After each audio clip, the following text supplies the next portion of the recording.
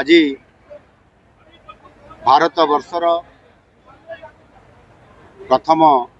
गृहमंत्री लौह मानव सरदार वल्लभ भाई पटेल 150तम जन्म जयंती ये वर्ष जो पूर्ति पालन करा जाउछि और सही अवसर रे आज आम ये बालेश्वर नीलगिरी ठारे एकता पदयात्रा बा रन फॉर यूनिटी ये आयोजन करा जाइछि। ये एकता पदयात्रा यह निश्चित भाव ये देशर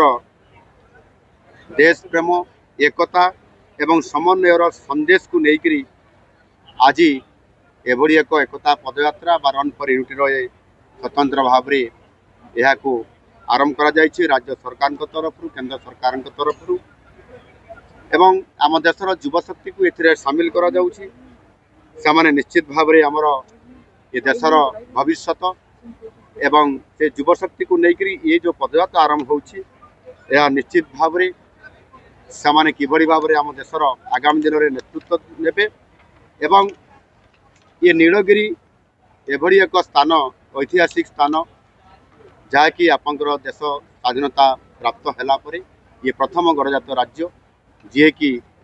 जो 564 गणजात राज्य मिश्रण होता भारत वर्ष से प्रथम नीलगिरी ये गणजात मिशीला एवं निश्चित भाव ये एक पवित्र माटी ऐतिहासिक स्थान आउ ये स्थान रे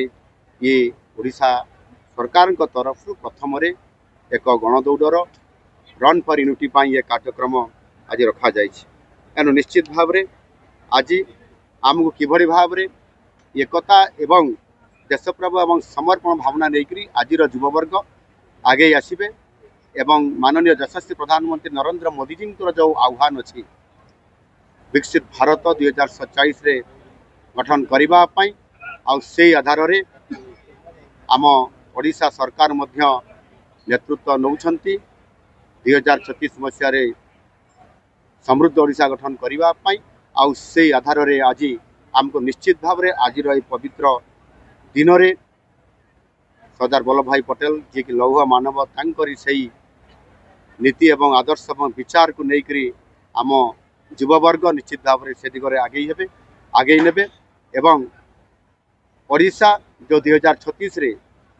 आम ओडिशा प्रदेश गठन 100 वर्ष पूरण करिवो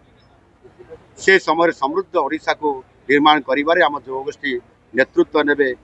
आउ ओडिशा नेतृत्व नब विकसित भारत गठन रे एक इंजिन रो हिसाब रे काम करिवो आ से आधार रे आज ये पदयात्रा निश्चित भाव आज युववर्ग को उत्साहित करिछि आ आज ये कार्यक्रम आमको सूचना दौछि आगामी दिन में निश्चित भाव ये जो समृद्ध ओडिशा गठन रे बालेश्वर प्रथम जिला हिसाब रे निश्चित भाव नेतृत्व नब।